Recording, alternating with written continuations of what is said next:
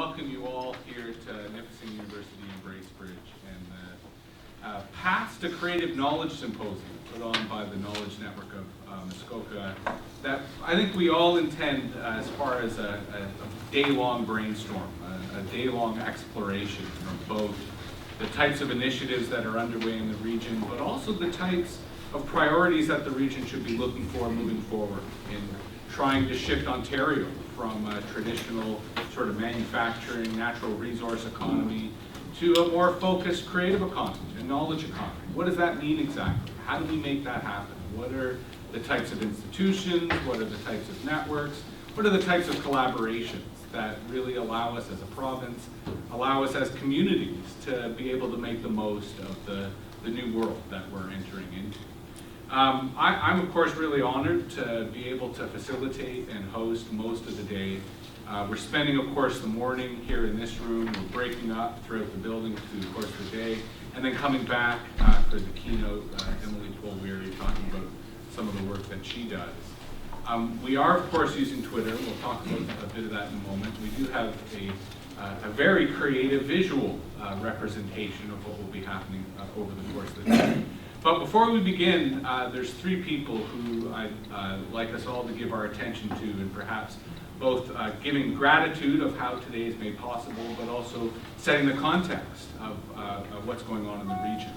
So to start with, Martina Schreier, who's the chair of the Arts Council of Muskoka, will start us off, perhaps understanding the framework of really the role that arts councils, I suspect, play in allowing events like this to happen.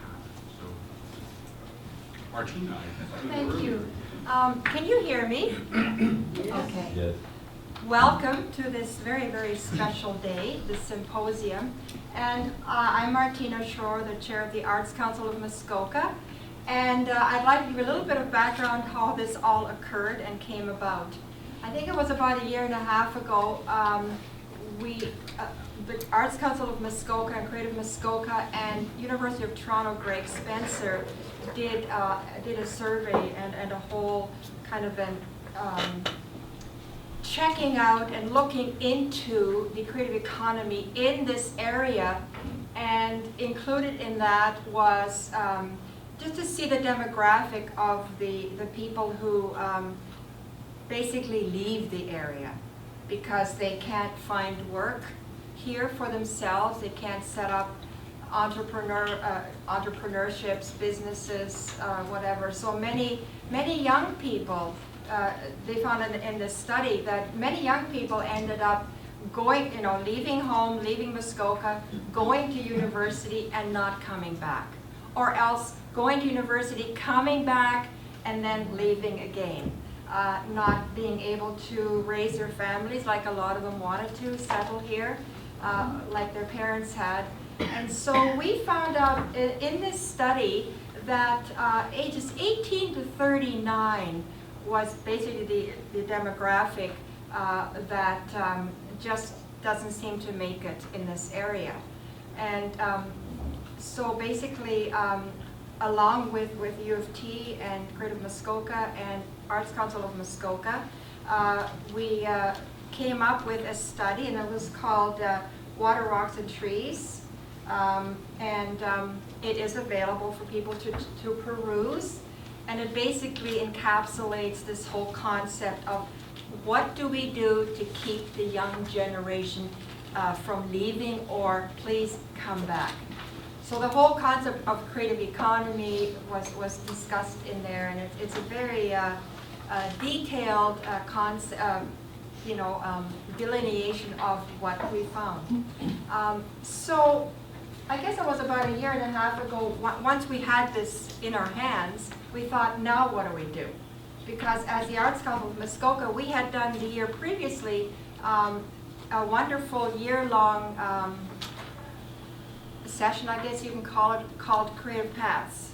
And that had to do again with getting the young people basically at high school age to look at the fact that yes, you can make a living in the creative economy. You can make a living as an artist, but of course that covers many, many, many areas. Not just visual arts, not just music, architecture, photography, design, social media, that's also included in the artist. It's all creative. And we were, you know, we then thought, okay, let's look at the 18 to 39-year-olds. Then we went and talked to Larry Curley. And Larry Curley is the program, what do you call yourself, program manager? Ministry of Culture, Tourism, and Sport.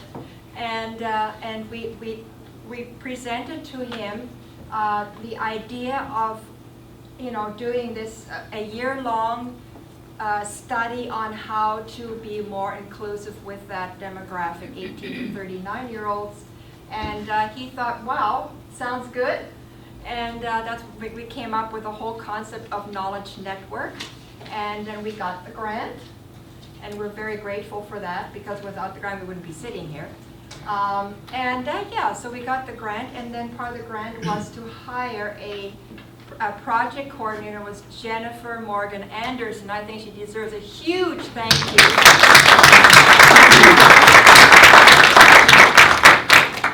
We hired her to run the whole project on behalf of the Arts Council of Muskoka. And so here we are today, and I would like to, before I stop talking, I'd like to thank the advisory committee who have been running this whole program here. And the chair is Pat Hillcoat, and she's part of the Arts Council of Muskoka. A project manager is Jen. Gail Dempsey was on the committee on behalf of Muskoka Chautauqua, and Luke Swanek was on the committee on behalf of Nipissing. He was a FedNor youth intern. Sandra Turnbull at that point was the chair of the Arts Council of Muskoka. Bob Berquist was on the committee on behalf of Nipissing, and then Jason Dixon was on the committee on behalf of Antiquarian Books. And what I forgot to mention, or what I should emphasize, is that we have done this in partnership with Nipissing University. And you know, in many instances, we had our workshop sessions once a month here through Nipissing, and so they have been partners. And as you can see, there are many other people who are involved with getting today, for example, done. So that's basically the history of this whole Knowledge Network project, and it is a pilot project, and we're hoping that somebody or we or someone will continue this, and we are very grateful to have all of you come and participate, the attendees as well as the presenters. So thank you very, very much. Thank you. And certainly as a 38-year-old who spent his early childhood in Powassan in North Bay before then moving to Toronto, I can very much identify with the project and work in terms of why it is important to find ways in which young people can find reason to stay in the North, to stay in Muskoka. So next I'd like to ask Dr. Robert Hemmings, who is an assistant professor here at Nipissing University, as well as the program coordinator for Arts and Culture, to perhaps share a few words on the work that the university does. And if you would mind actually using the microphone so that the camera can pick up the Okay. Good morning, everyone. On behalf of Nipissing University, I'd like to welcome you to our campus in Muskoka. And not sure if you know, but this is an exciting year for Nipissing. Nipissing University is celebrating its 20th anniversary as a charter university institution. And in the Muskoka campus, we're celebrating our 16th year here in Bracebridge. It is a year of celebration for us. So it's also a year of a kind of a big year for the Arts and Culture program that I'm the coordinator of, because it's been newly revised, and this is the first year that it's been a four-year honors degree. And so in this program, so maybe I would just say a few things about this program, because I think it connects in, in potentially valuable ways to the enterprise that the Knowledge Network seems to encompass. It's really a program in the interrelationship of culture and the arts, especially the visual arts, but not limited to that. It's a program that would appeal to people who like to create, if you like to ask questions, if you like to challenge assumptions, if you like to question the values of the world we live in. This is the kind of program that will appeal to you. Now I know, looking around, that we're not, it's not a room full of potential undergraduate students in the traditional sense of undergraduate students, but at Nipissing, and especially at Nipissing Muskoka, we have a long tradition of supporting lifelong learning opportunities. And so we, in many of the classes I've taught, and indeed some of the students from my former students from my classes are here, there's been a really nice blend of younger and not as young students in the classes. So the other thing, besides the fact that it's a four-year honors degree, the advantage of that is that for students interested in pursuing graduate work, they have the opportunity to do so, which they didn't have before with the three-year general program that Culture and the Arts was. It's now called Arts and Culture. We also have an Arts and Cultural Management component to this program. And this is entirely new addition to what existed before, and it is a program that, in concert with the School of Business at Nipissing, provides students with the administrative and entrepreneurial skills that would benefit those interested in working in the managerial side of arts or cultural or heritage enterprises. So,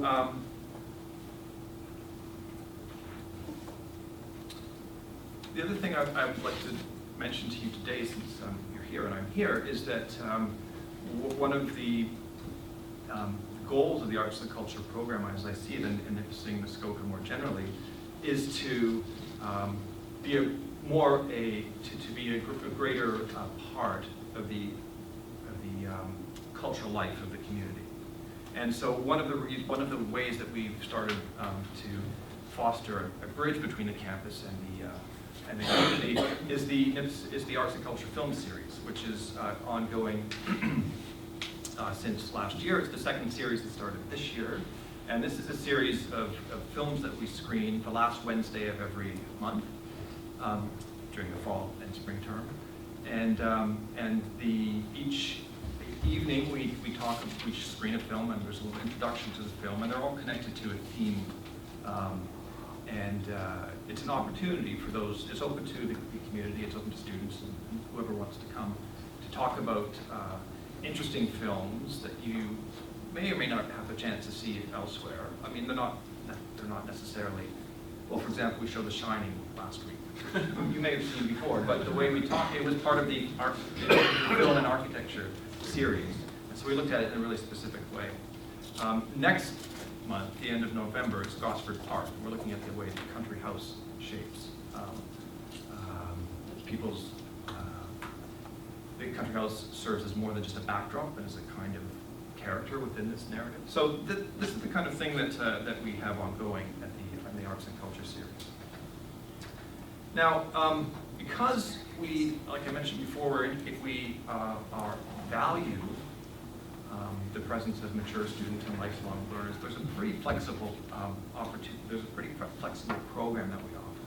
So you can take courses. There's often courses taught in evenings, and you're welcome to join a course for taking a course here and a course there, or to assemble your various courses towards a degree. Some of you are in the process of almost completing.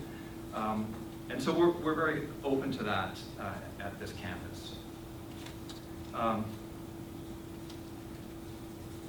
The thing to note about university education at Muskoka, and I've taught at a number of different universities, but at Muskoka there's a really kind of, I think, unique atmosphere here, where you are, the people working at the university, faculty, staff, are very interested in the success of your studies here, and you'll find a very collegial and open environment.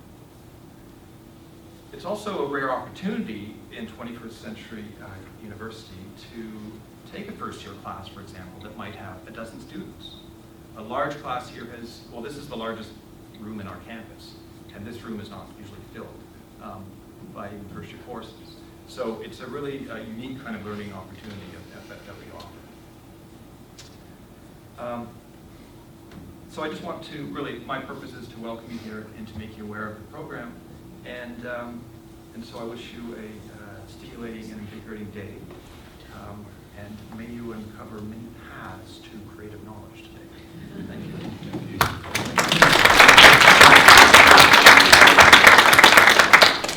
I certainly really appreciated the connection Robert was making between the reality of lifelong learning, that given the internet as a learning curve, I think everyone in society needs some type of either strategy or relationship to lifelong learning, but also how it connects back to the community, how it is about creating the types of more serendipitous events to allow for that type of cultural and intellectual discovery and exploration. And so with that, I'd like to invite Larry Curley up to offer a few remarks on perhaps the role that the public sector can play in helping to stimulate and provide this type of infrastructure. I'm not sure I'll get that deep. My birthday wishes to Nipissing University, 16, sweet 16, I guess it is. They've been 16 progressive years in Muskoka here, and we're very glad you're here, and thanks to the staff and the board and the students for making what it is today. It's my birthday. The Ministry of Tourism, Culture and Sport, at least I think that was the name when I left this morning still, it's changed quite a bit, created a program called the Cultural Strategic Investment Fund a couple of years ago, and it was created to support initiatives just like the Knowledge Network that we're seeing today, to help stimulate new thinking, and to help stimulate the whole creative economy, because I think that's where our future is going. So we're happy to be a financial partner in this, and we just wish everybody best wishes today. And it's about thinking and not chasing, I think. Thank you.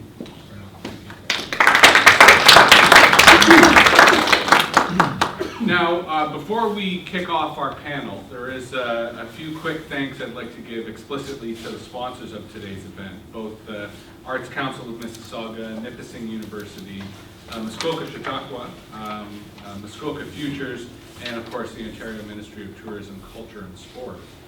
And some of you may have noticed as you walked in, we are trying to make Twitter a bit of a role in both extending to people who couldn't make it today a glimpse of the conversations we're having. But it's also, for those who are physically here, another sort of layer of the conversation. And before I introduce Nora, who's sort of our Twitter MC, as it were, I thought I'd offer a very brief explanation of why Twitter, and that I think many people perhaps easily dismiss it as a sort of juvenile chat or cacophony. But it best embodies sort of where media is in our world, that it's about signal to noise, where by default, when you sign up to Twitter, it is all noise. And the onus is on you to actually tune in that signal, to follow people who are of interest, to follow people who provide information that has a very high signal and very low noise, and to unfollow people who just tweet their lunch, and to unfollow people who just tweet mundane things like, oh, and I went to the bathroom now, and oh, now I'm in my car. And so I think a lot of people see that superficiality without realizing, certainly for those of us who use it, it's far more powerful than the Globe and Mail. Dare I say, even far more powerful than CBC Radio. Because I'm no longer limited to just my local station. I can follow all the CBC radio stations across the country and cherry pick which segments I want to listen to. So I'm able to get the best of CBC radio by just using Twitter as a type of guide. So that's why you'll often find people like myself and Nora who are really passionate, are really excited about Twitter, because it is a kind of personal intelligence feed, whether for an event like this today, or for a subject matter, or for an economic area in general, which is why I think it's worth getting past that initial noise to recognize there's a very powerful signal. So without any further ado, Nora, do you want to both A, share what you're doing today, and perhaps even share your Absolutely. First of all, as the day progresses, you're going to think I'm the rudest person in the room, because I'm going to be doing this. And really, I'm catching those beautiful pearls of wisdom that are dropping from our speakers, and I want to take your questions too and get them to the speakers, and then I send them out to the Twitterverse, so those that are following us, and if you're tweeting, please use #NoNet2012, they're going to follow along the conversation. And I've told them they can ask me anything, that I'll go ask a presenter anything. And have you ever heard of that? An AMA conversation. A big one recently was with Obama. He literally went on Twitter and said, okay, it's all open, do it. And these things are becoming very, very popular. So if you want to ask anonymously, you DM, you direct message me, and I'll go ask someone a question and then post it back up without them ever seeing that that question came from you. So out there, they can follow us on Facebook. If they have Facebook, they can follow us on Twitter, and they can sort of follow along the chat. So as you see me typing along, that's because I'm actually sending out and capturing what's going on today and trying to get engagement that way for those that can't make it. I live in the sticks, I live in Torrance, and I get my work from social media. A book, someone that I interviewed years ago, I ended up getting a book project, editing a book, because they found me on Twitter. Yesterday, an ad agency from Columbus, Ohio asked me about what I've done in the area of healthcare. And I sent them the information. They said, that's great. My biggest client is in Miami. I do it from Torrance, and I do it because they find me here. So as a writer, I'm not, some people say that's a creative flake kind of thing to do. But I really, really believe that you have to have business acumen too. And right now that means using technology as well. So, and feel free to ask me any questions throughout the day that I might be able to help you with. Finally, I am a proud graduate of the Cultural and Art Studies program of Nipissing.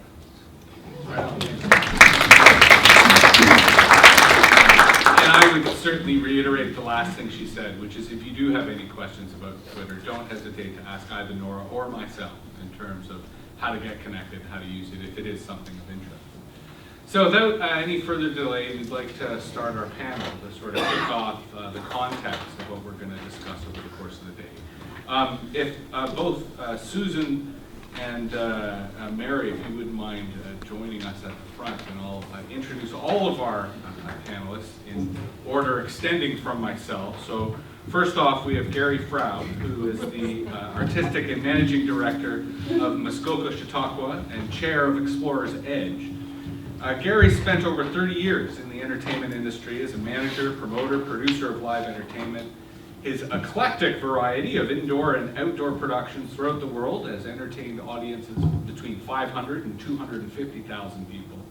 And Gary spent the last 15 years living in Muskoka with his partner Gail, owning and operating Muskoka Cultural Impresarios, a business committed to supporting arts and culture in Muskoka and to preserving and promoting the region as a culture and heritage tourism destination. As well as managing director of the Muskoka Chautauqua, Gary has worked with more than a dozen different boards to present musical entertainment and grow the festival's award-winning Kaleidoscope Arts and Education, programming into an important part of the Muskoka Cultural Mosaic. And of course, Gary is also the current chair of Explorer's Edge, formerly RTO 12, one of the regional tourism organizations set up in place by the ministry to implement regional priorities, allowing for more consistent marketing of Ontario's tourism region. And as an aside, I'm often the one who has to sit and squirm while someone reads my biography, so I'm thoroughly joyed to flip the tables on our lucky panelists. Next to Gary is Xander Sherman, who is perhaps our target market in terms of a young person who is creative and doing his best to engage the creative economy. And Xander grew up in a rural setting in Central Ontario's Lake District where he was homeschooled by his mom until the age of 13 and has worked successfully as a freelance writer, photographer, musician. And when he isn't writing, is composing music. In 2011, a short film he scored was a finalist for the Annecy International Animated Film Festival. And his book, The Curiosity of School, is a title that certainly captures one's attention, but is perhaps evidence that the publishing world and books are far from dead, but in fact are flourishing and are a great way for, in this case, a very resilient, creative young person to help establish themselves and establish their authority. Because the two of you guys both jumped up at the same time, I apologize, Susan and Mary, but I do not know which is which. Mary. Mary, thank you very much. Dr. Mary Robertson Lacroix is from Creative Muskoka and specializes in project design, management, and strategic coordination of provincial rural-based projects. She's past manager of Ontario's Innovative Rural Communities Project and has designed and delivered courses in rural studies at both the University of Western Ontario and the University of Guelph, and is the past chair of Creative Muskoka. And finally, Susan Lopez is the enterprising women facilitator for YWCA Muskoka, She joined YWCA Muskoka in the fall of 2011 and brings with her 32 years of experience as a teacher, consultant, and special education coordinator for both Trillium Lakelands District School Board and the Simcoe County School Board. She has a passion for the women and people of this community and is proud to be working as a facilitator and advocate for women in small and medium-sized businesses. And of course, finally, Gary McMullen sends his regrets. He was, I actually believe, in the ER as far as Gary and Gary were adjusting with each other. So he very legitimately couldn't make it this morning, and I know he really wanted to be here. In part, I suspect, because of the role that the brewery and the Small Craft Brewery Alliance plays in supporting some of the events that we'll be talking about. Now, this panel is really meant, on the one hand, frame some of the issues that we have today, but it is, as Gary sort of asked me right before we started, what are we going to talk about today? It'll kind of depend upon how our panel answer my first question, which is a question I love asking people in this context, which is, what is the creative economy? And I would sort of augment that by saying, which do you prefer, the creative economy or the knowledge economy, and why? So you don't have to define both. If you prefer the knowledge economy, then you can use that as something you'd like to define. And if you have no clue what the definition is, I think that's an equally good answer, because I often find on some days I kind of question whether I can summon Richard Florida and give an eloquent answer that of a concept I think that's still in formation, that's still really starting to come about. And of course, Gary, when he was trying to figure out where to sit, was trying to question whether he should sit in this side, maybe he'd go first and go last. And because he did take this first chair, I'm going to take that as a sign of courage, that he was, in an indirect way, volunteering to go first. So, Gary, which do you prefer, creative or knowledge economy, and how would you define it? Should we be holding these? And yes, I suspect we should be using the microphone so that our dear friend at the back gets the best possible audio. I do prefer to go last.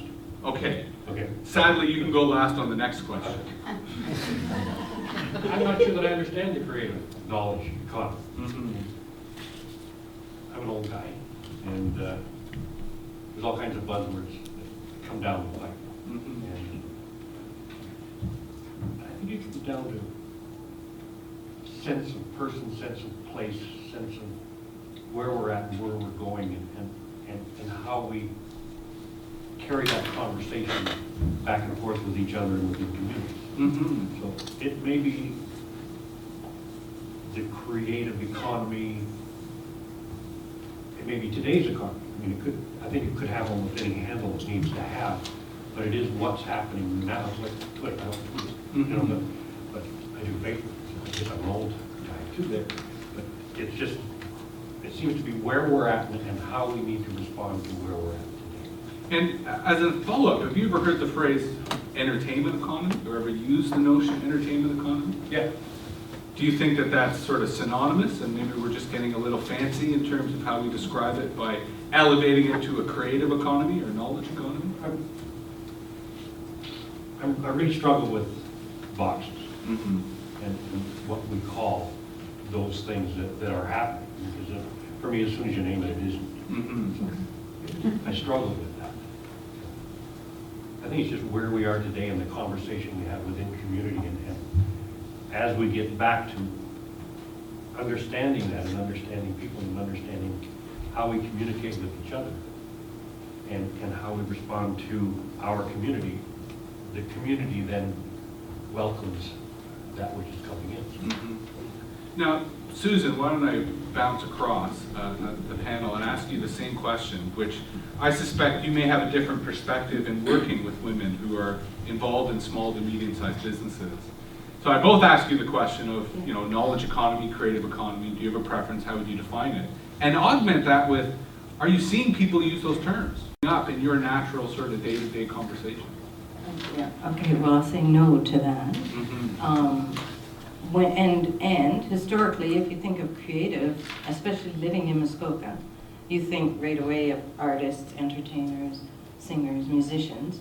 But I think this project, and I think this age and the computer has pushed that beyond to talk more about thinkers, doers, questioners, people challenging, thinking, and questioning. But why do we have to address the creative economy? I think because we have to set a stage. We have to set a stage so that things happen, so that people have those opportunities. I've been in Muskoka for 22 years. I've spent a lot of time, part of my portfolio at Trillium Lakelands District School Board was coordinating our community partners. So I was out in the community. Now I'm out in the community with businesswomen. I work in the arts as a volunteer. So I'm out in the community that way. And one of the things I know about Muskoka, a real known, is that there's a lot of thinkers, there's a lot of doers, there's a lot of creative people in a variety of areas, not just in the arts umbrella area. And we need to have a platform for them to make their visions and their talents and skills a reality. And I think, so the creative economy can be connected to economic development and cannot be connected to economic development. It doesn't necessarily have to be connected to economic development. So that's sort of what I think. It's a new way of thinking and doing it. Well, and I agree entirely about the utility of the platform to help raise the profile of not just individuals, but an entire community, set of communities. So I'm curious, Xander, to throw to you the same question of, are you comfortable, are you okay with the idea? What did I do? Again, we're indebted to Gary's experience from the entertainment industry. But Xander, whether you yourself have ever used the terms creative economy or knowledge economy, and to build a bit in terms of what Susan was saying about profile and audience, I mean, to what extent is your audience local versus global? To what extent are you using the tools available today to interact with your audience as a creator, as an artist? Thank you. Well, I'm more familiar with the knowledge economy than I am with creative economy. So the idea that through the use of our minds, we're creating products. And I think the way that I would define the creative economy is people who are supporting themselves through the use of their imagination. So that would seem to include a very large number of people in arts and architecture, but also people who are in science and engineering. And in terms of your audience, I mean, do you have a sense of the sort of split between how much of your audience is based in the region and how much of your audience is perhaps dispersed across the world? The Curiosity of School was published in Canada in August. It'll be published in the United States in September 2013. So I think that will be a segue into more of an international audience. But with respect to Twitter and Facebook and social media, there's certainly a lot of activity that happens, not just locally, not just nationally, but towards and internationally as well. Right on. Now, Mary, same question. Knowledge economy, creative economy, is there one that you side to? And to what extent does it come up, either in quote-unquote natural conversation or in terms of an articulation of sort of strategic objectives of what we want the region, what we want the opportunities to be to the artists and professionals who live here? Well, I think that's a great question. I'm glad you started with that because I don't think it works at all. And I was a part of Creative Muskoka, which was the organization, a volunteer community-based organization that kind of led the charge around introducing a creative economy movement. But I don't think it works at all. And I think we should put it into words that people can understand. And I've been talking about the creative economy a lot, and what I spend most of my time doing is saying what it's not. There's an assumption it's the culture and arts, and it's more than culture and arts. It's not just one sector. It's not the cultural and arts sector, although that's central to it, and it's all that Florida and the research component. And it's not just one kind of job, it relates to the nature of the job. So it is about creativity, thinking, decision-making, all of that sort of thing. And it's not just new economy, although we talk about new economy and the skills that are related. It can be in any of the sectors. It could be in the resource sectors. It can be in the construction sectors, the service sector even. So I spend so much time talking about what it's not. People don't really get what it is. Even the knowledge economy is another one of those broad strokes. For me, and I think Creative Muskoka was moving in that direction, that we talk more clearly about what it's about in terms of what we're targeting, what we'd like to see happen. And it does center around jobs in the economy. We're looking for those kinds of enterprise or businesses that lead to good, stable, green jobs that take us beyond, as I say, construction and service industries, which are really important up here and the whole tourism side. But they tend to create jobs that are spiky in nature with the rest of the economy. They're seasonal, they're lower paying, hard to support a family on. And so we're looking more at new, at enterprises that do bring new skills, new ways of thinking, new creativity into the economy, and jobs generally that tend to be more highly educated, require some post-secondary, not just education, but skill levels.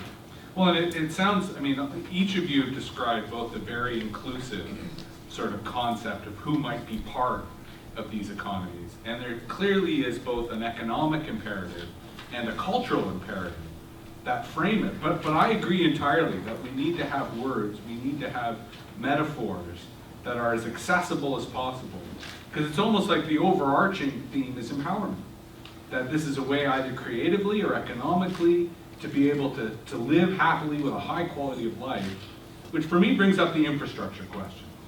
So what I'd like to talk about, and you know, Susan, you sort of touched upon this a bit with the stage, so maybe we'll start with you and you could elaborate on that. What is the type of infrastructure, whether educational, whether event venue, whether collaborative in terms of allowing people to work together? You know, I could think from the level of university to the level of gallery.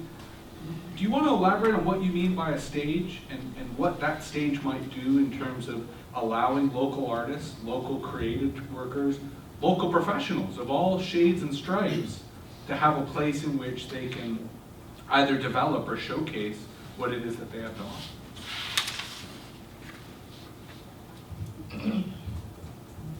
Yeah, sure. There are lots of platforms out there. Obviously, the computer offers a huge platform, or the internet, or the web, or whatever you want to say. I think for the benefit of Muskoka, what we have to look at, and I think the one thing that I would like, if anything, to be able to emphasize today is that in much of my work throughout my career, through education and now with the Y and with women and business owners, and with service providers who are trying to reach the same audiences that I'm trying to reach. We talk a lot about partnering, and I think that, so there's sort of two things I want to say. I think that partnering gives us the illusion that we collaborate. And I think partnering and collaboration are two very different things. And I think that partnering and not to say that partnering is not important. I think partnering is very important. It helps us to coordinate, to develop our goals and our objectives. But collaboration is something more deep. Collaboration helps us, is more layered. It helps us to look at what we're wanting to do with the creative economy, have bigger objectives. Within there we can have smaller objectives. We can meet our own needs. Part of our obstacle is that is the way we're funded. but obstacles can become opportunities too. And you have to make your obstacles opportunities. And so we need to have that infrastructure, that strategic plan that's larger, that allows us autonomy within to work together. That's the one thing. And then with regards to platform, the other thing I think is important, and I think this is something that our generation might struggle with a little bit more than perhaps yours, is the whole idea that now, I know when I listen to my children, the whole idea now is all about sharing information, sharing knowledge. It's a sharing place. It doesn't take you long, and it's a free sharing. Like, free sharing is probably one of the biggest marketing tools there is out there. I'll share with you free for this much, and then you like it, I'll buy more. So I think we were brought up to keep our cards close to our chest, to believe that if I was going to meet my goals and my objectives and be successful or achieve whatever you define that as, I had to be competitive, because it's a competitive world out there. I can't tell you how many times I was told that as a young child, but that's not what it is now. Now it's a sharing world out there. And so we have to walk away from that and embrace that, because that's the platform. And I think your distinction between sort of partnerships and collaboration is very important, because often I find in an era where sharing could be easy, there are often still cultural biases against it. And collaboration should be easy, but it does take effort, it does take vulnerability, it does take a certain type of sort of moving past what a partnership starts to really allow for that. So Xander, I'll put you on the spot as a creator, as an artist. I mean, you're certainly welcome to address that first question of infrastructure. What are the ingredients that allow a region to really flourish? But even on an individual level, do you have any anecdotes in terms of how sharing your work and sharing your art, or how do you as an artist feel about the culture of sharing, especially with regard to copyright, in terms of how you might promote or get yourself out there? It's kind of a funny feeling when you are a writer and you spend your days, staring at your computer screen, and you are channeling your ideas onto a digital space. But then, when your book is published, a publishing company takes over, and suddenly you are in front of a global audience. People who have no idea who you are, and no reason to buy your book are still buying it off, taking it off the shelves because they like the cover, they like the title, they've heard about it through a friend. And all of this discussion and all of this sort of understanding takes place without you, but still using your work as a springboard and as sort of a jumping off place. So that's sort of the experience that I've had as a writer anyway, this sort of separation between the introverted world of writing and the extroverted world of public speaking and public discussion. And is there anything that might prepare or might encourage, let's say, other people in your position to be both comfortable about, because it is obviously really vulnerable as a writer to put yourself out there. There are going to be quote unquote haters and critics. And then as a public speaker to be in front of an audience. Was there anything that helped prepare you, and was there anything you could think of that would sort of help other people in similar positions find that confidence, be able to build up that courage to put yourself out there? Well, I think there needs to be a great deal more in the way of discussion about what it means to actually have a creative profession, because I think that there's a lot of mystique surrounding what it means to be creative. So we think of creativity as something that you're either born with or you're not. And I think that's totally wrong. Absolutely everyone is creative. And it's a case of harnessing that creative power and turning it into something, and turning into a situation where you're actually supporting yourself on your imagination. And I know that I certainly would have benefited from more conversation about that process as I was starting out as a writer. Now that I'm sort of in the middle of it, it seems to be working out pretty well. But I think that, you know, we could do a lot more to demystify the creative process. And I think that would make creative professions a lot more tangible for people and help them understand that creativity is actually something that is latent in all of us. I agree entirely in terms of the universality of creativity. And would certainly offer my own sort of suggestion, which you sort of triggered. That's the idea of reverse mentoring. That, you know, mentoring as a traditional concept of someone with a lot of experience helping someone who is new is often being changed by reverse mentoring. That, for example, a young artist might have knowledge of the internet that an old artist would possess, versus the old artist might have tips and tricks of how to sell their art and how to present themselves and how to market themselves. And that type of knowledge exchange, I think, could be very easy to set up and address some of your needs.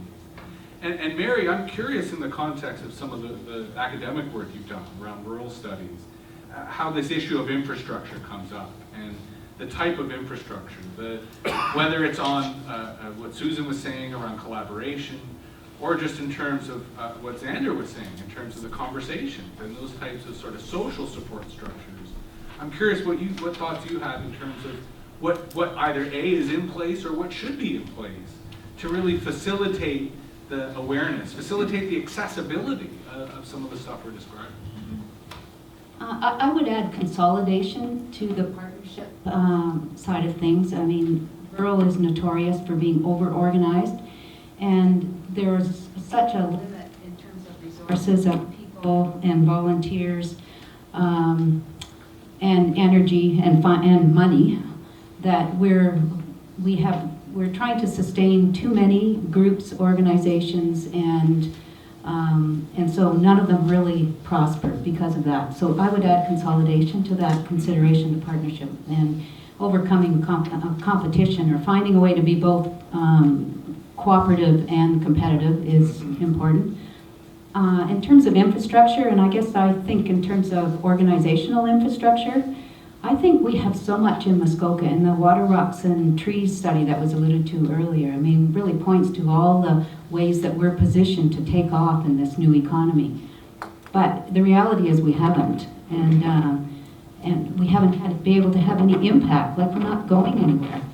And I think part of that is the lack of... It might make sense to actually share Xander's mic, yes, but two of you guys can pass back and forth. It's just on your chair. Or maybe I could just speak a little louder. Sure, I'll actually. I can shout, it's okay. The problem though is just the video. Okay. One of the things that's lacking is the idea of an economic table here. We tend to work in an individual way, and so in many areas we don't bring the different sectors together. We don't bring the municipalities together. There is a movement afoot, One Muskoka, trying to get the 7 municipalities or 7 municipal governments to talk. Because if you looked at if you brought together all the economic development and planning people over those 7 different levels or different organizations, it's tremendous, the resource we have. But we don't bring that together. So by working in such a siloed way, we don't have an economic table and a coordinated plan or coordinated leadership for Muskoka as a whole. And as a result, we're not going anywhere. I mean, in terms of the local economy, we're in a bit of a crisis mode, and our newspapers are full of the demands and the historic levels of need within our community services and social service areas. There needs to be something done. And I believe that we have all the resources here. We just haven't put them together and put them in place to break through and bring some degree of vibrancy to our local economy.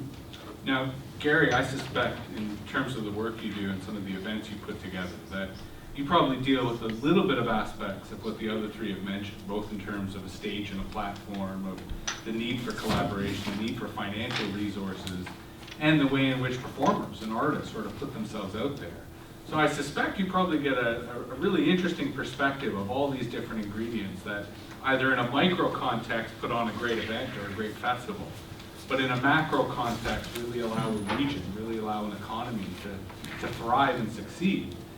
So I'm curious both on the infrastructure question, if there's priorities that you think need to be addressed, but also if you could try to tie in some of the other comments in terms of, you know, what could foster greater collaboration? What could help profile some of the local talent and professionals?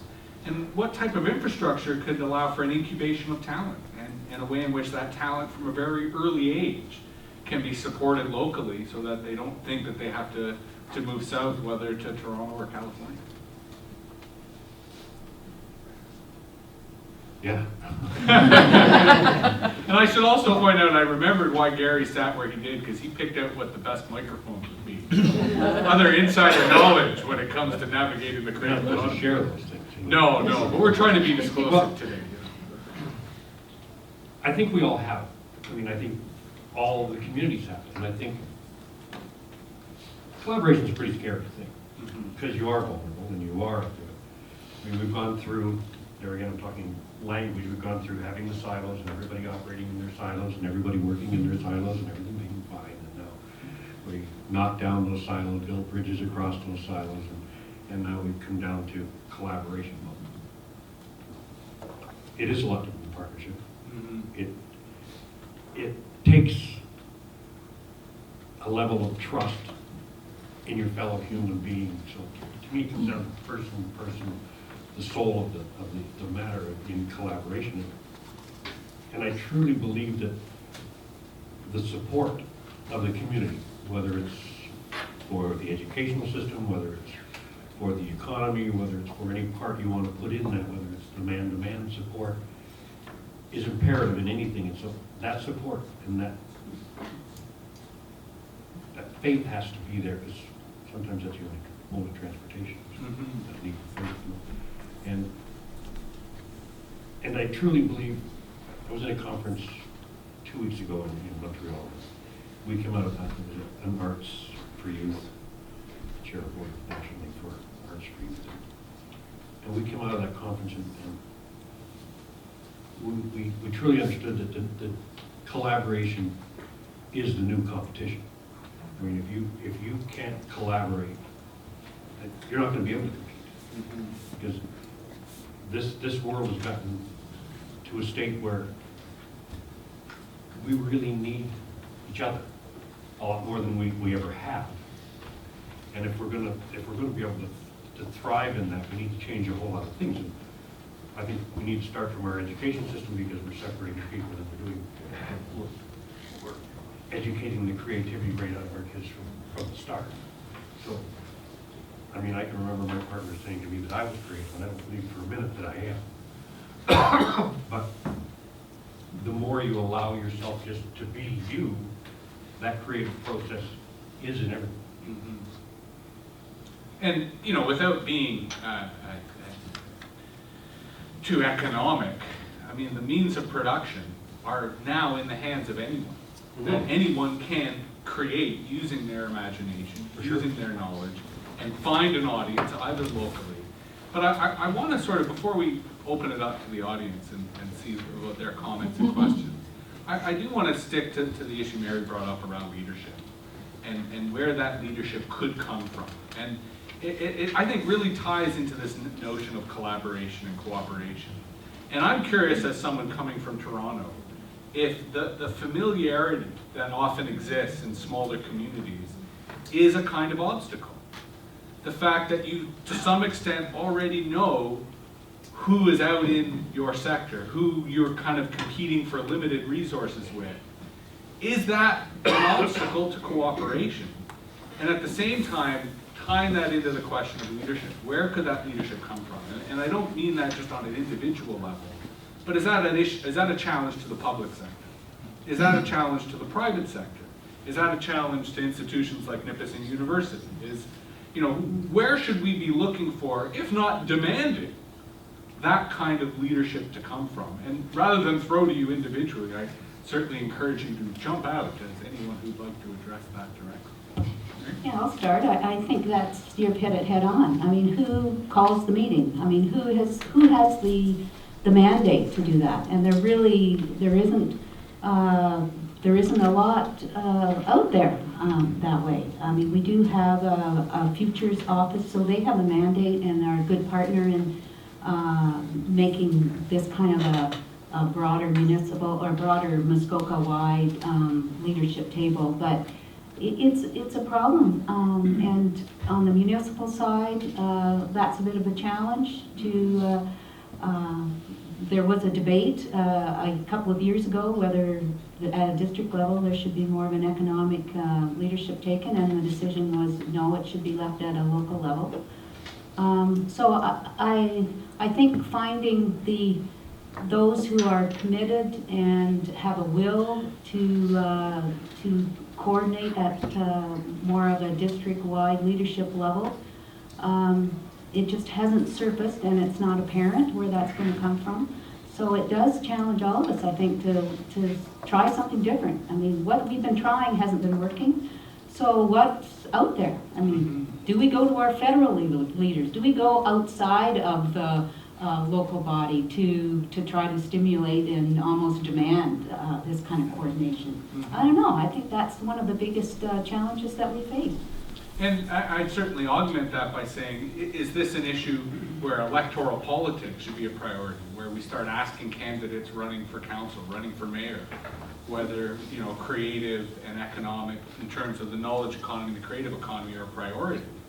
And, you know, Xander, I mean, I'll sort of ask the question I suspect many quote-unquote older people think when they look at you and look at your career. Would you ever run for public office? Would you ever? And I noticed, you know, the mayor of Bracebridge is fairly young, and I suspect that is true in a lot of communities in Muskoka. It's a lot easier for a young person to run for office and have that type of political influence. Is it something that you've ever entertained, or that some of your peers might even entertain? No. I think that, you know, traditionally we've looked to the government to sort of tell us how to be creative. You know, what's interesting is that when Gary was talking about education, I was thinking about how the role of government has changed substantially when it comes to creativity. So China's an example of a country where federal education policies have changed very dramatically over the last few years, because I think they realized that their education system wasn't actually fostering creativity, it was sort of squandering or squashing it. And so graduates were entering the workforce totally unable to think dynamically and to come up with creative solutions to genuine problems. So China has reversed its education policies, and now creativity is suddenly back on the agenda and suddenly back in the classrooms. And so I think they're hoping to have a more dynamic, imaginative, intuitive workforce. But with respect to how local communities can organize creativity, I think that the real excitement is in sort of spontaneous, small-scale discussions on creativity, and it's increasingly up to individuals and small collaborative teams to develop dynamic ways of working and of thinking and of being.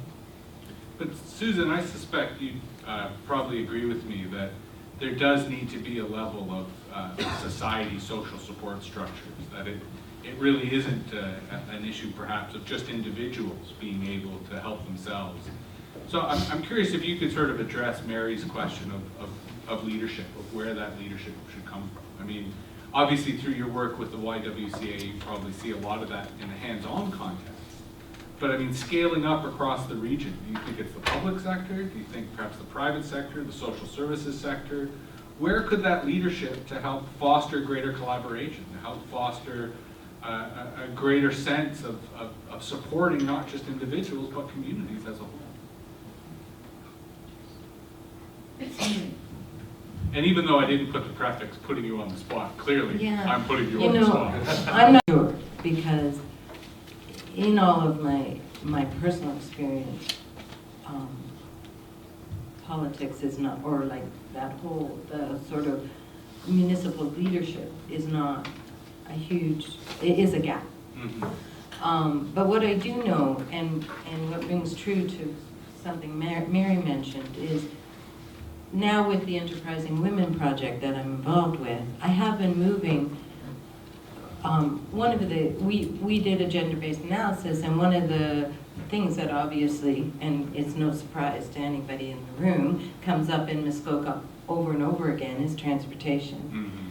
So we decided, or I decided, that I would take many of my offerings right to the small communities, which has resulted in my fall having an opportunity to go to the municipalities of Georgian Bay Township, of Muskoka Lakes, of Lake Bays, and sit with their economic development officers or their community. They have another new person, a community coordinator person, to try to get a sense of who are the women business owners in your community, because that's the other thing about, and many of us who try to reach out in the knowledge network or make offerings to our community have trouble to find the audiences. That's a huge obstacle.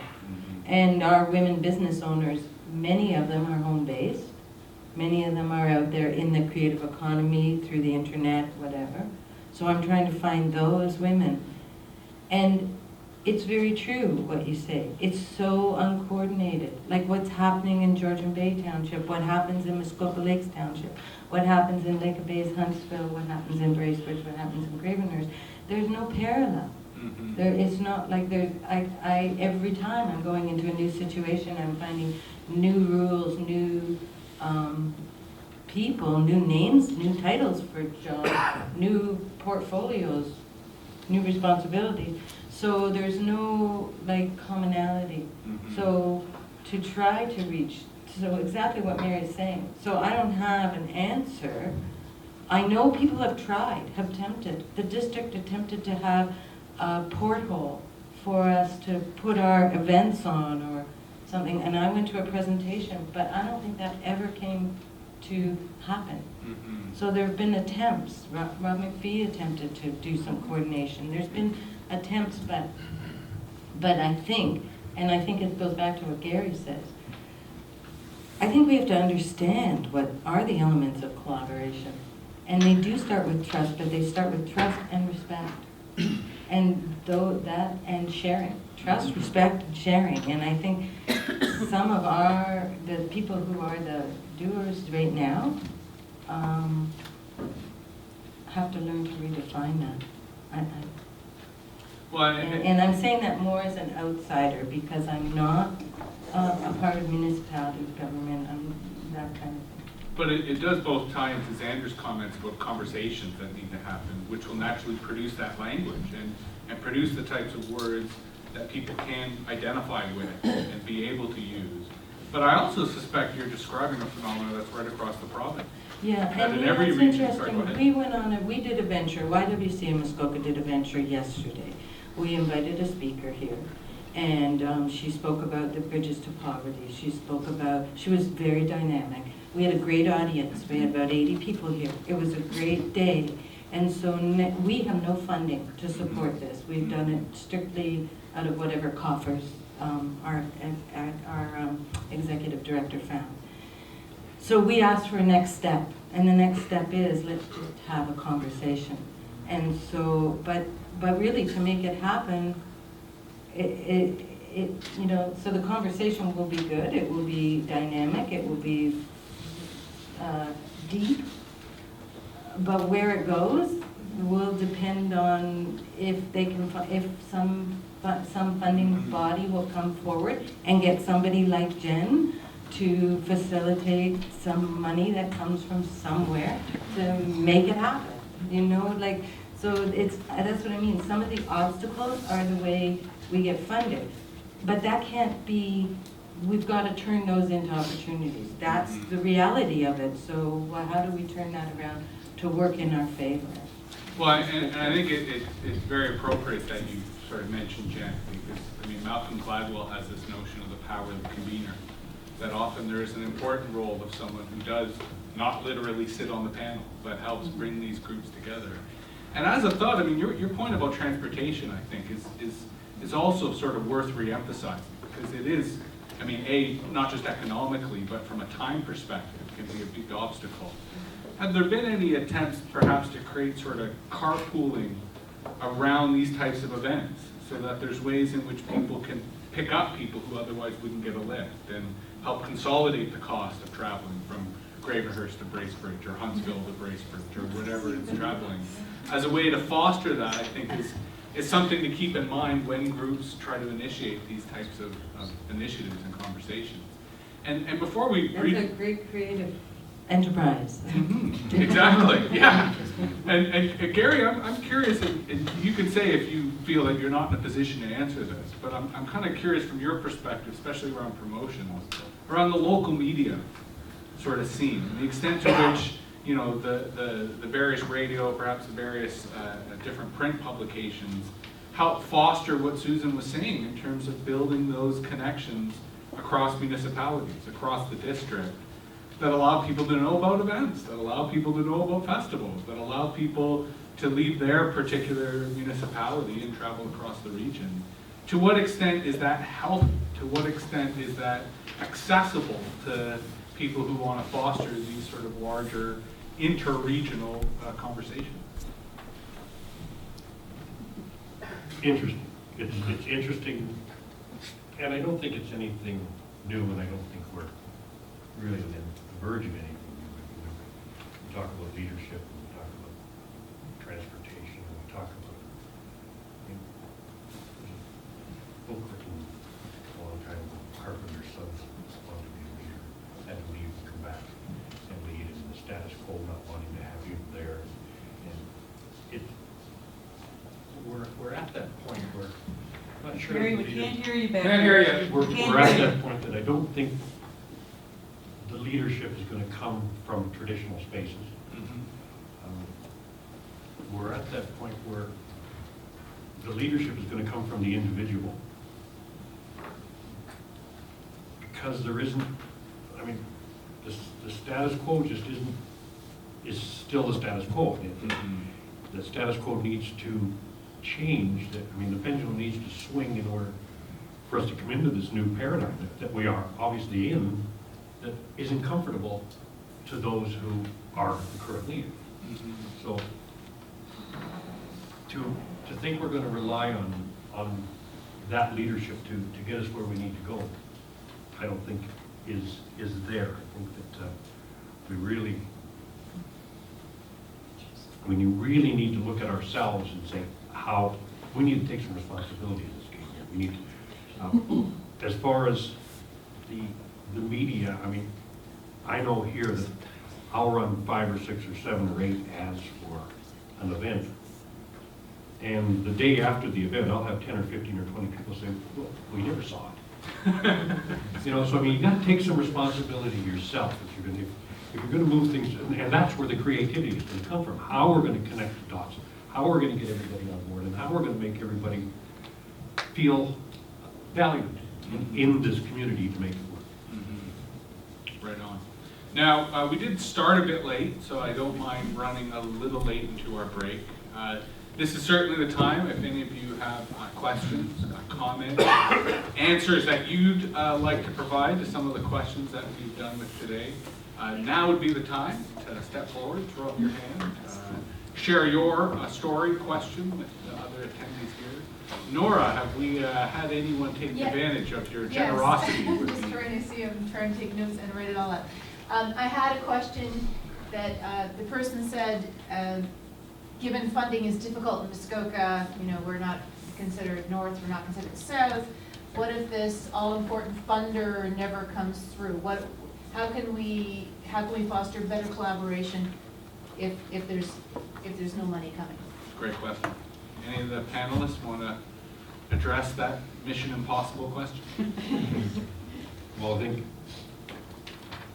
in this genre, in this, whatever we want to call where we are, unfortunately, we're at the mercy of those funders quite often. Sustainability is always the battle. And I think it's time we start the charge towards the corporate world, rather than being beggars at the trough of the government. The corporate world needs to step up and be social citizens, to be part of the community. They need to support the community, and they need to make the community work. Mary? One of the drivers of this new economy is entrepreneurship. And I think we need to apply an entrepreneurial lens to what we do.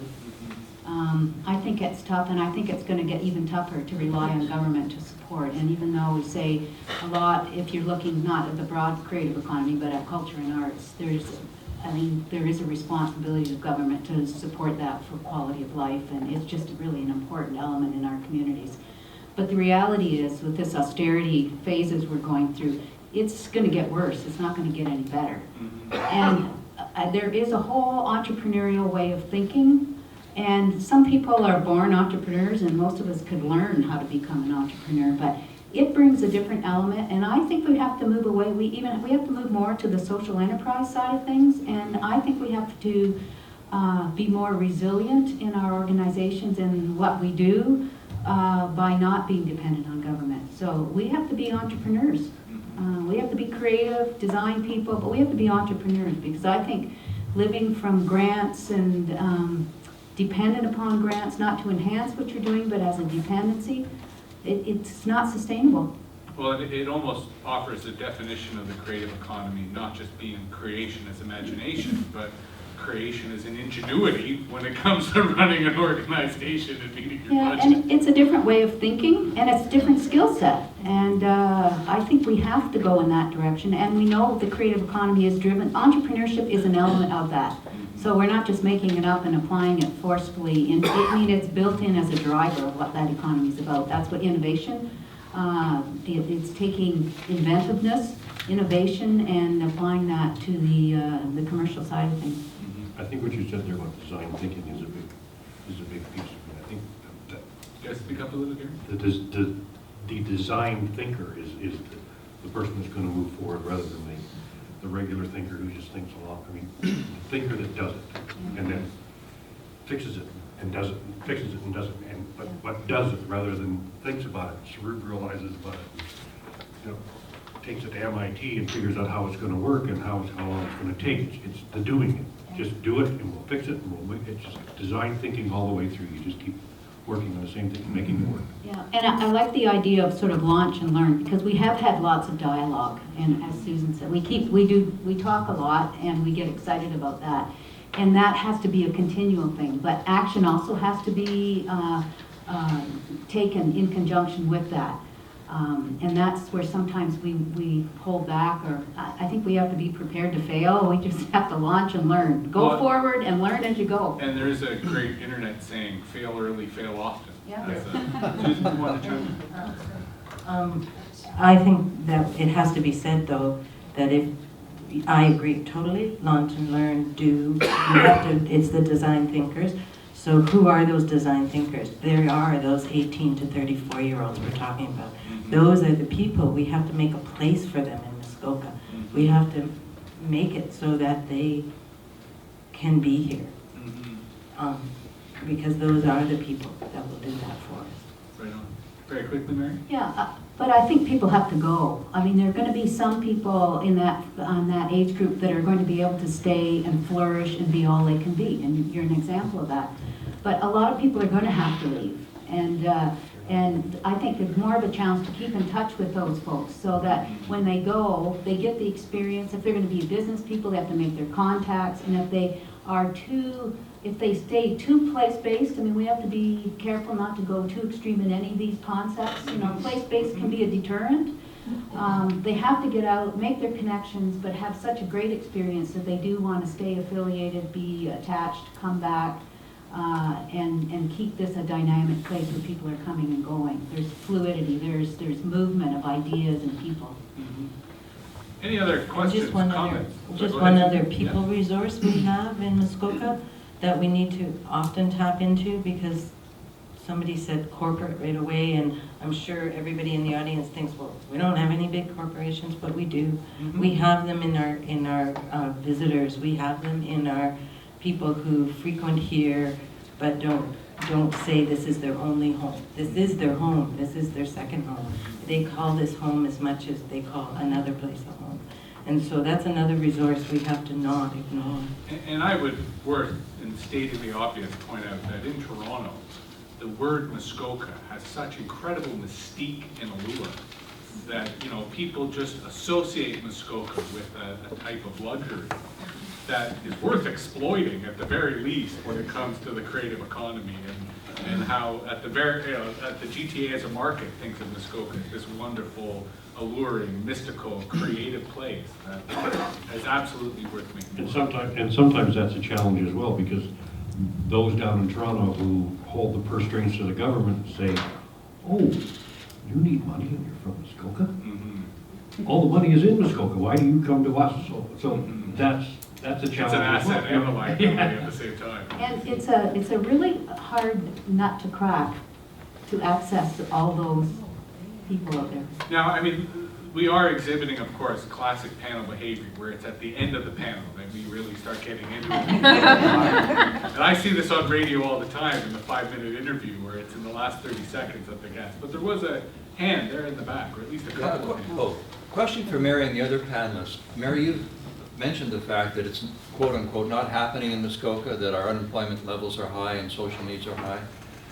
If we were firing on all 8 cylinders in terms of the creative or knowledge economy, and it's easy to talk in generalities, but what kinds of specific activities would we see, or businesses or entrepreneurship? What kinds of specific things do you, Mary, or either any of the other panelists see happening in Muskoka that aren't happening now? There could be a stronger kind of cluster notion, I think. I mean, we look at local assets, and I know when Greg Spencer was here doing the report, he talked about wood, for instance. There could be specialty. I think the idea of businesses that are specialized and deeper, so they draw people here. People come for that particular service because they can't get it anywhere else. And it might build on some of the local traditions we have. Education, it could be educational tourism. You know, we have so many educational opportunities, workshops, all sorts, and through Education Huntsville is an example of the quality and lots of education. We could build on that and become an educational destination, educational tourism, so people come for learning opportunities, and then we tie it to more of the tourism aspect, so it supports local economy that way. That could become a whole element of our economy. But largely it'll probably be niches, niche business, that someone, because that someone comes with a particular interest or has a particular skill. Too bad Gary McMullen wasn't here to talk about the Muskoka Brewery, but now we've got more than one brewery here too, so you can see a bit of an acknowledgement of that kind of area. But for him to talk about choosing and building a business here, and being able to be as successful as he is, what were kind of the ingredients that went into it. So I think that variety of economy, and that the things that we have here are the best. You know, they're really deep. If you want that, you've got to come to Muskoka to get it. Susan, you want to jump in? Well, I was just going to say about the varieties of success, or the ingredients of success. A couple of the events that I've hosted are women entrepreneurs talking, and then mentoring other women business people in a conversation, just not on a booth. So one woman who owns Muskoka Roastery, who has done quite well and moved forward from having a little cafe on the main street in Huntsville to now marketing her coffee, selling that, going right into just working her coffee. And there are other roasteries in Muskoka too, just like there are other breweries. She talks a lot about relationships, and I think that's the one advantage to a smaller community, is that she talks about her greatest strategy for success was the building up varieties of relationships with her accountant, relationships with her banker, relationships with her suppliers, relationships with her clients, just relationships. And so that is one thing that is an advantage to trying to build, or to trying to be an entrepreneur in a small community, is that those relationships are important. They are the foundation to success. and so they are easily accessible and attainable in a smaller community. So we're kind of tight on time. Can I see a quick show of hands of people who would like to offer a question and or comment? Because I know there was more than, so just the one, okay, then we'll give you the last. and It's then a we'll- really quick question. It's just underlining that we cannot rely on government. I'm curious to know how many representatives of local government are in attendance today. Could I Great see question. some hands or no? Anyone here repping the public sector on the local government level? Not a single one. That's Terrible sign. shameful. Yes. Shameful. But I'm glad we're all here. Even one in Muskoka who are trying to really say these are the things we need and push. I don't really see what direction they're pushing in. It seems to be a lot of criticism and naysaying rather than having a way forward. And it's unfortunate that they're not here today to listen and have a view. Also, certainly I suspect what unites our panel is that it is an opportunity, that if there's someone who is interested in taking that type of initiative, there's clearly quite a bit of demand on the grassroots level for both that type of leadership and that type of sort of hard collaboration, that sort of heavy lifting, as it were. Very briefly, kind of 30 seconds or less, do our panelists want to give a final thought that they'd like to share with our audience? Gary? Well, I think there's 365 days in a year, and I think that maybe 65 days of the year in Muskoka is full bore. And I think with the tourism hat, if we could add 15 or 20 days on both sides of that, it would make Muskoka a little easier living. It would make Muskoka a little, we have an organization called Chautauqua that is more interested in doing stuff off-season than on-season. There will always be the challenge I think, for entertainment in Muskoka, and the challenge is the dock, the beer, and the day.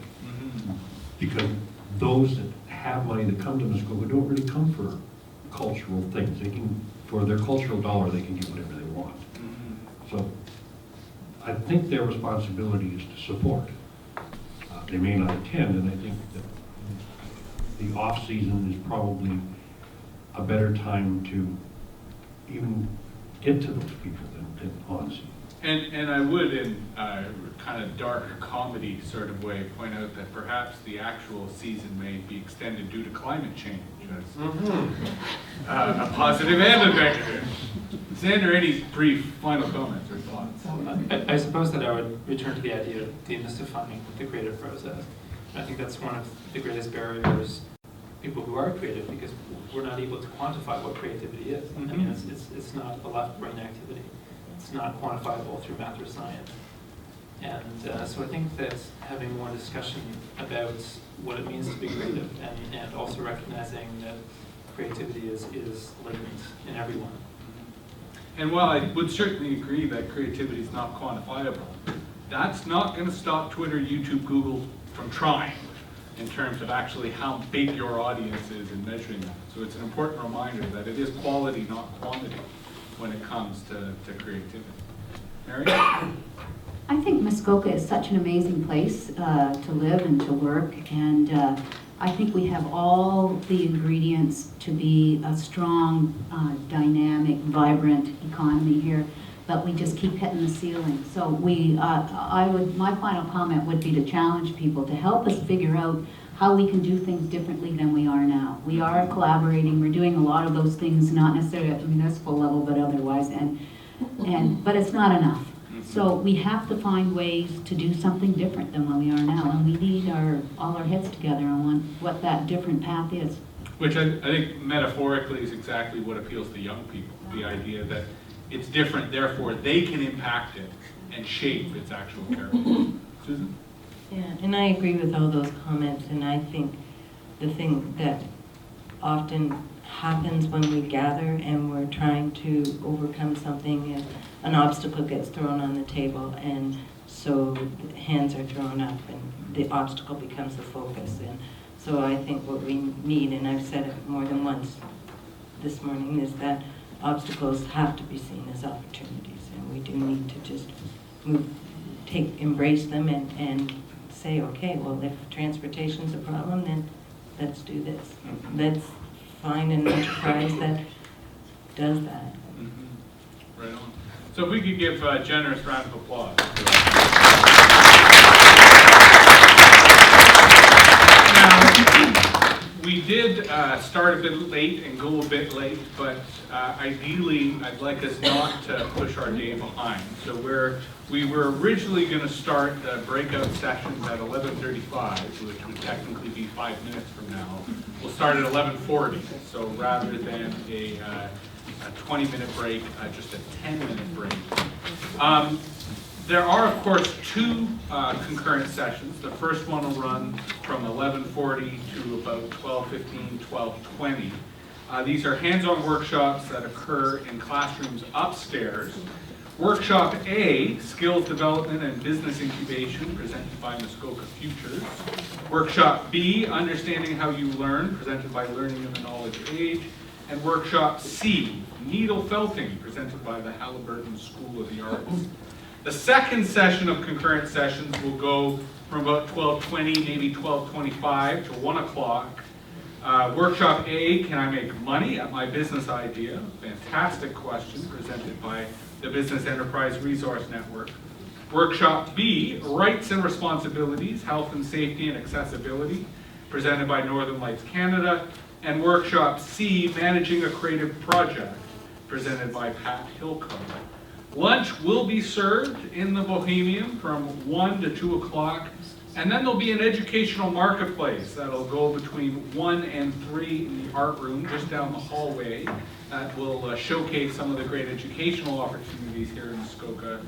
And then finally at 3 o'clock, Emily Polvery will be presenting the keynote, which I suspect will integrate a lot of what we've discussed here today and describe a bit about the social enterprise that Emily has been involved in over the last few years. I will reiterate Nora and myself available if you have any Twitter questions. Of course, we also have now a fantastic kind of mind map of the various issues that we've discussed today. So I suspect, just as one would in an art gallery, stand and admire and absorb all the visual information that is on offer and will be available. So again, 10 minutes at 22, we will